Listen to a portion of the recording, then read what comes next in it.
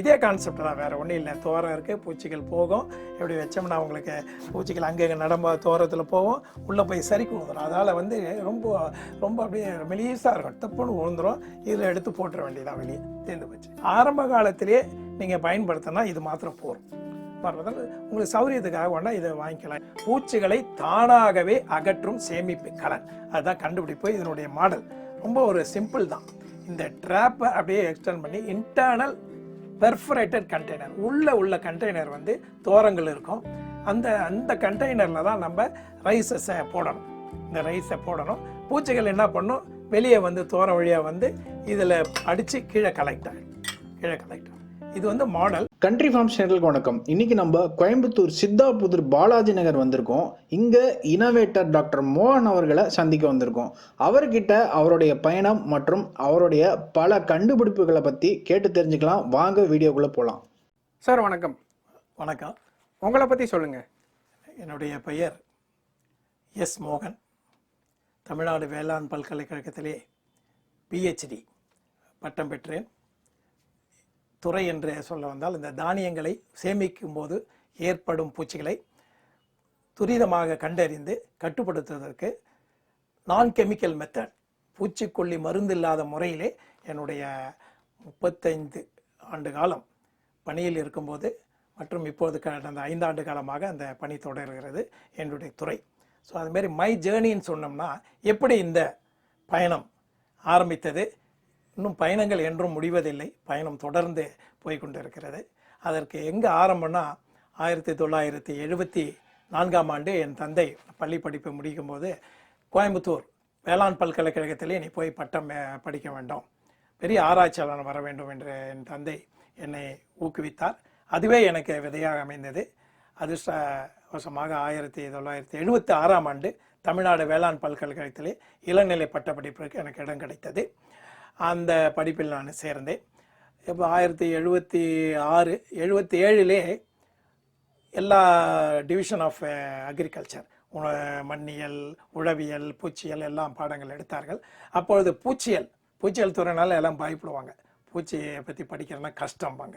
ஆனால் எனக்கு 2ஆம் ஆண்டிலே எனக்கு ஒரு பேராசிரியர் டாக்டர் சாமியப்பன் ஒரு பேராசிரியர், அவர் மறக்க முடியாது. அவர் எளிமையாக எடுத்தார். அதில் வந்து எனக்கு ஒரு ஈடுபாடு ஏற்பட்டது. ஸோ 76 சேர்ந்து 78 பூச்சியல் துறையில் மீது ஈடுபாட்டு ஏற்பட்டது.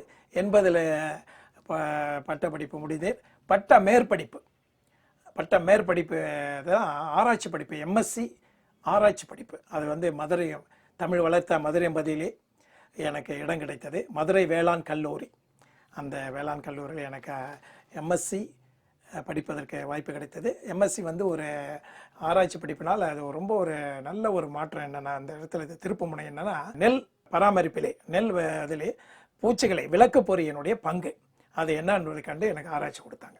ஸோ எப்படி வந்து விளக்கு பொறி நெல் பூச்சிகளை பராமரிக்க உதவி செய்யும் என்பதை பற்றி கட்டுரை ஆராய்ச்சி 2 வருட காலம் நான் ஆராய்ச்சி செய்து அந்த மாணவனாக வெளியே வந்து அதனுடைய முடிவுகள் எல்லாம் பல பத்திரிகைகளே, பல ஜேர்னல்ஸில் பிரசுரமானது. அது ஒரு நல்ல ஒரு லிஃப்ட் கிடைச்சிது. அடுத்தது 1982 முடித்தேன். 83 தமிழ்நாடு வேளாண் பல்கலைக்கழகத்திலே ஒரு உதவி பேராசிரியராக ஆராய்ச்சிக்கு பணி கிடைத்தது. நான் என்னென்னா ஒரு சந்தோஷமான செய்தேன்னா, முதல் நான் எழுதிய கட்டுரை நெல் சேமிப்பில் கவனிக்க. நான் அப்போ சேமிப்பு பற்றி ஆரம்பிக்கல, நெல் சேமிப்பில் கவனிக்கன்னு என்ன ஆரம்பித்தா தினமணியில் பிரசுரமானது. அதுக்கு ஒரு நல்ல வழியாக 1986 வந்து எனக்கு வேளாண் பொறியியல் கல்லூரி, தமிழ்நாடு வேளாண் பல்கலைக்கழகம், அங்கே எனக்கு டிரான்ஸ்ஃபர் கிடைச்சிது. பொறியியல் கல்லூரினாலே டிசைன் உங்களுக்கு தெரியும், கரெக்டான இடத்துல வந்தேன். அதுவும் போஸ்ட் ஹார்வெஸ்ட் டெக்னாலஜி, தானியத்தில் அறுவடைக்கு பின் நேர்த்தி, இந்த துறையில் எனக்கு கிடைச்சிது. பூச்சியல் துறையில் ஒர்க் பண்ணுறதுக்கான வாய்ப்பு எனக்கு கிட்டியது. இன்ஜினியரிங் காலேஜினால் அந்த டிசைன் அதெல்லாம் கொஞ்சம் நிறைய வசதி இருந்தது. அதனால் அதில் நான் வேலை செஞ்ச ஆரம்பித்தேன். எடுத்த உடனே நான் ஒரு கண்டுபிடிப்பாளராக யாருமே ஆக முடியாது, கண்டுபிடிக்கலாம். படிப்படியாக தான் வரணும். பல கட்டுரைகளை நாம் படிக்க வேண்டும். அப்போ நான் லைப்ரரியில் போய் கட்டுரை படித்தேன். 1967ஆம் ஆண்டு ஒரு விஞ்ஞானி, லோஷியாவோ என்ற விஞ்ஞானி, கன்னட விஞ்ஞானி, அந்த பொறிகளை பற்றி ஆராய்ச்சி செய்து ஒரு கட்டுரை வெளியிட்டிருந்தார். 67 அதுக்கப்புறம் அது ஏனோ எடுபடவில்லை. இந்தியாவிலும் அதை பற்றி ஆராய்ச்சி அன்று வரை இல்லை. நான் நினச்சேன் இந்த பொறி பற்றி எழுதியிருக்காரு, நம்ம எடுப்போமேன்னு சொல்லி 86 88 அந்த பொறி பற்றி ஆராய்ச்சியில் முழுசாக இறங்கினேன். அப்போ வந்து முதல் ப்ராடக்ட் வந்து 1992 93 முதல் ப்ராடக்ட். அதில் வந்து இனோவேஷன் கிடையாது, தொழில்நுட்பம். நம்ம ஊருக்கு தகுந்த மாதிரி அந்த ஒரு பூச்சி பொறியை தயாரித்து அதுக்காக வெளியிட்டேன். இதுதான் நீங்கள் பார்க்குறது தான் இந்த பூச்சிப்பொறி. இதில் என்ன முக்கியம்னா மருந்து எதுவும் கிடையாது. பூச்சிகளினுடைய நடமாடும், அங்கங்கே நடமாட்டிருக்கும், காற்று ஓட்டத்தை நோக்கி வரும், ஏதாவது துவாரங்கள் இருந்தால் உள்ளே பூந்துக்கும். இந்த 3 கான்செப்டை வச்சு தான் இந்த பொறி எல்லாம் தயாரிக்கிறாங்க. இந்த பொறி வந்து நான் 92 கண்டுபிடிச்சேன். இது என்னென்னா எல்லார் வீட்டுக்கும் என்னுடைய பிஹெச்டி கைடன்ஸ் 100 வீட்டுக்கு கொடு, அவங்களுடைய பதில் என்னன்னு பாருங்க. அப்படியே மக்கள் தீர்ப்பே மகேசன் தீர்ப்பு, அவங்களுடைய பதிலை வச்சு தான் உனக்கு நான் பிஹெச்டி கொடுப்பேன். 100 ட்ராப் வந்து எல்லார் வீட்டுக்கு கொடுத்தோம். எல்லார் வீட்லேயும் இந்த ட்ராப் எப்படி வச்சாங்க, வச்சு ஒரு வாரத்துக்கு ஒரு முறை நாம் கலெக்ஷன் ஆகி போய் பார்ப்போம். பூச்சிகள் என்ன சொன்ன மாதிரி இது வழியாக பூந்து இங்கே வந்து கலெக்ட் ஆகிடும். இந்த கலெக்ஷன் பாயிண்டில் செட்டில் ஆகிடும் உள்ள. இதில் வந்து எடுத்து போட்டுடலாம், அவங்க தூர போட்டுடலாம். இதுமாரி இந்த ட்ராப் கண்டுபிடித்தோம். ஒரு சின்ன சந்தேகம், இது எவ்வளோ நாளைக்கு ஒரு முறை எடுத்து பார்க்கணுங்க?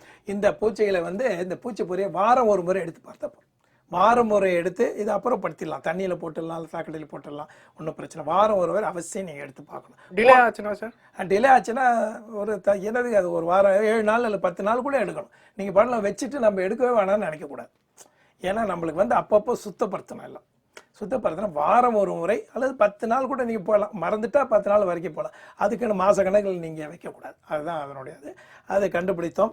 அதை வந்து அப்போ அரசாங்கம் வந்து நல்லா ஊக்குவித்தது.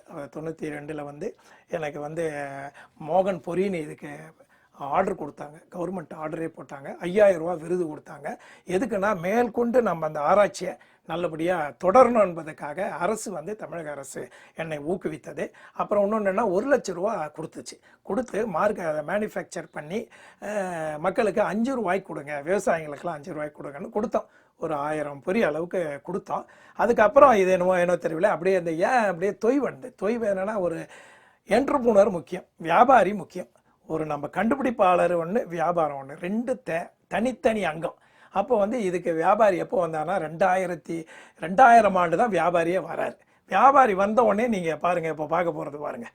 வியாபாரி வந்து அழகாக நம்ம மக்களுக்கு அட்ராக்டிவாக, இதே கான்செப்ட் தான், வேறு ஒன்றும் இல்லை. தோரம் இருக்குது, பூச்சிகள் போகும், எப்படி வச்சோம்னா அவங்களுக்கு பூச்சிகள் அங்கங்கே தோரத்தில் போகும், உள்ளே போய் சரிக்கு விழுந்துடும். அதால் வந்து ரொம்ப ரொம்ப அப்படியே மெலிசாக இருக்கும், தப்புன்னு விழுந்துடும்.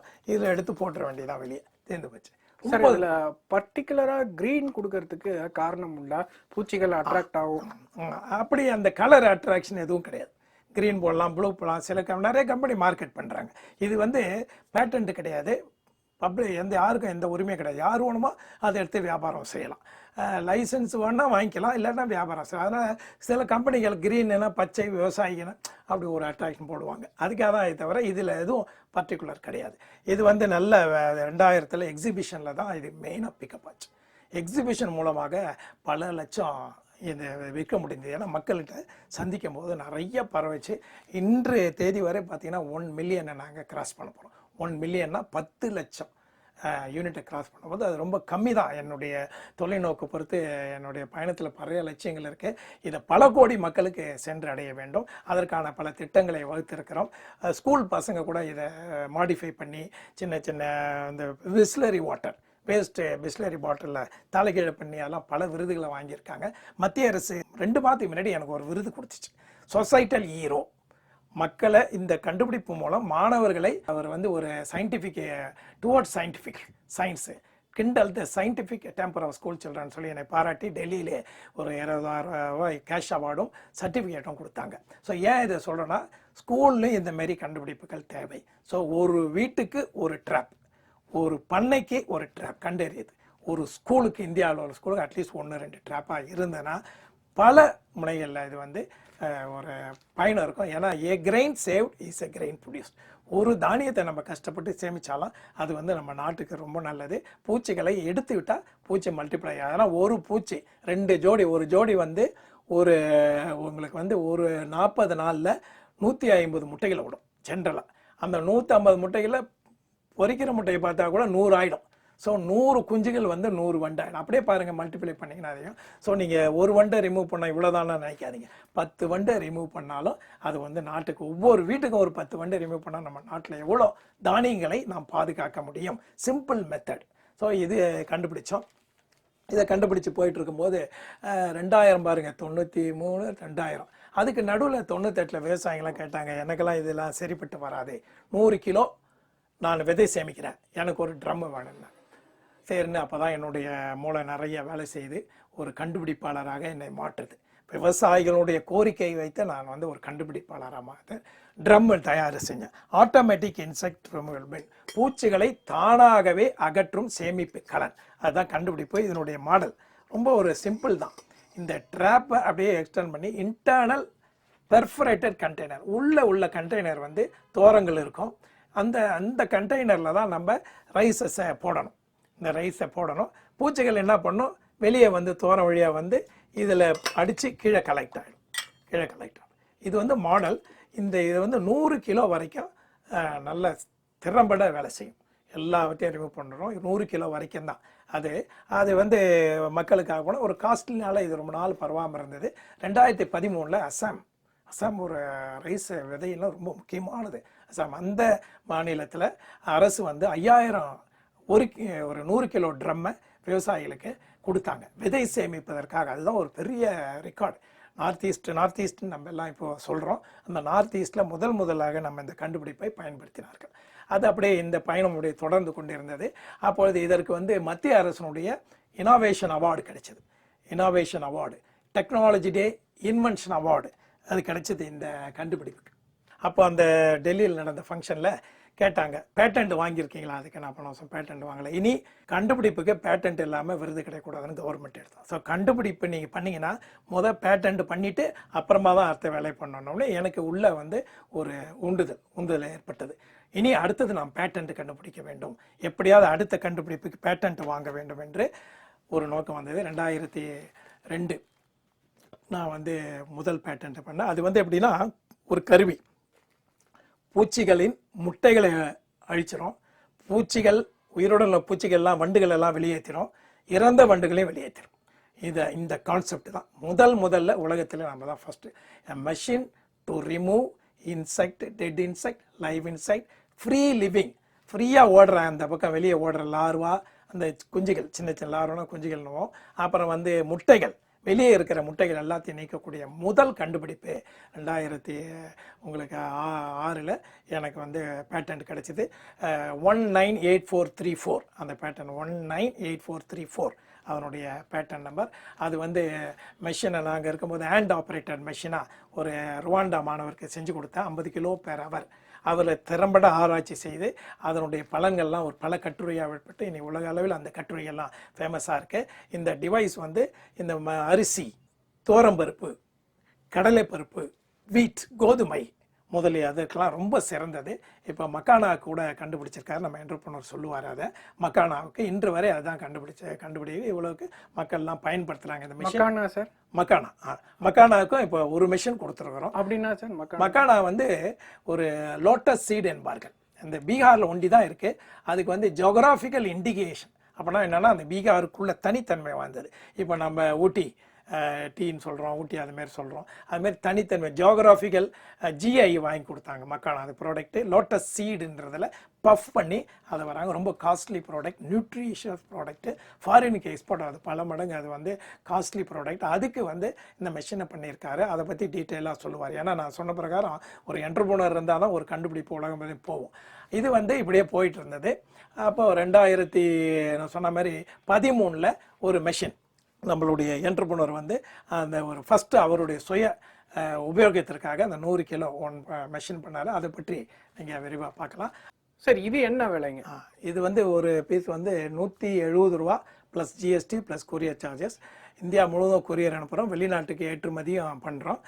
இது வந்து 250 ரூபாய். ஒரு இன்றைய நிலவரப்படி 2023 இயரில் இது வந்து 250 plus GST plus courier charges. வெளிநாட்டுக்கு ஏற்றுமதி, குறிப்பாக பிரான்ஸ் நாட்டுக்கு இது 500 ட்ராப் அனுப்பிச்சிருக்கோம். மக்காச்சோள பயிர் பாதுகாப்பில் பூச்சிகளை கண்காணிக்க பிரான்ஸ் நாட்டுக்கு முதல்ல வளர்ந்த நாடுக்கு நம்ம வந்து இதை ஏற்றுமதி செய்கிறது வந்து ஒரு பெருமைப்பட வேண்டிய விஷயம்.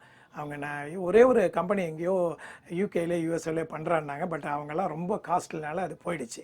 நம்ம இந்தியா வந்து கம்மியான காஸ்ட்டில் கொடுக்குறோம். $3, $3.25, $3 கொடுக்கறதுனால உலக ஃபேமஸ் ஆகிட்டு இருக்குது. இது ஏன் சார் லாங் ட்ராப் ப்ரிஃபர் பண்ணுறாங்க? Long drop. இந்த லாங் என்னென்னா, பூச்சிகள் ஆக்சுவலாக ஆரம்ப காலத்தில் பூச்சிகள் வந்து 6 அடிக்குள்ளே தான் இருக்கும். பூச்சிகள் மேலே அப்படியே நடமாடி சேதம் விளைவிச்சு கீழே போயினே இருக்கும். அதனால தான் நாங்கள் என்ன சொல்கிறோம், தானியத்தை வாங்கின உடனே இந்த பூச்சி எடுத்து இப்படி ட்ராப்பை வச்சுருங்க, உடனே மேலே தான் இருக்கும், வந்து உளுந்துடும் சொல்கிறோம். சிலது வந்து பெரிய ட்ரம்மாக யூஸ் பண்ணுவாங்க, ஒரு 50 கிலோ ட்ரம்மாக யூஸ் பண்ணுவாங்க. 1 மாதம் 2 மாதம் அதை பார்க்காம விட்டுருவாங்க, அப்போ தான் இந்த ட்ராப் கிடைக்கும். அதனால் கீழே கொஞ்சம் போயிருக்கலாம். அதுக்காக நம்ம என்ன சொல்கிறோம், 1 அடி வச்சுக்காங்க. அந்த ஒரு பெரிய ஒரு 25 கிலோ 50 கிலோ 1 ஃபுட்டு அந்த கண்டெய்னருடைய உங்களுக்கு வந்து லென்த்து இருந்துச்சுன்னா இதேமாரி பயன்படுத்துங்க. ஆரம்ப காலத்திலே நீங்கள் பயன்படுத்தினா இது மாத்திரம் போகும். உங்களுக்கு சௌரியத்துக்காக வேணா இதை வாங்கிக்கலாம். ஏன்னா 170 ரூபா பெர் பீஸ், இது 250 ரூபா பெர் பீஸ். அது வாங்கி தாராளமாக பயன்படுத்தலாம். உங்களுடைய டார்கெட் வந்து 100 மில்லியன் போகணும். ஏன்னா ஈஸி, அது 100 மில்லியன் கஷ்டம் நினைக்க. வீட்டுக்கு 1, பண்ணைக்கு 1, ஸ்கூலுக்கு 1 2 பார்த்தாலும் முடிஞ்சு போச்சு. இந்தியாவிலே நம்ம டார்கெட் அச்சீவ் பண்ணிடலாம், ஈஸியாக அச்சீவ் பண்ணிடலாம். கண்டிப்பாக அதை பாப்புலர் பண்ணணும், நிறையா பாப்புலர் பண்ணி மக்களுக்கு வந்து தெரியப்படுத்தணும். அதுதான் மெயின். நாங்கள் 2 பேரும் என்ன செய்யணும், நான் ஒரு இனோவேட்டர், ரிட்டையர் ரிட்டையர் சொல்லக்கூடாது, இருந்தாலும் நான் கண்டுபிடிப்பாளர், ஒரே ஒரு என்டர்பிரனர் தான் இருக்கார். அதை வச்சு நம்மளால் முடிஞ்சது செய்கிறோம். விரைவில் நிறைய வரும் ஆர்டர்ஸ் நம்பிக்கை இருக்குது. நன்றி சார். Thank you very much.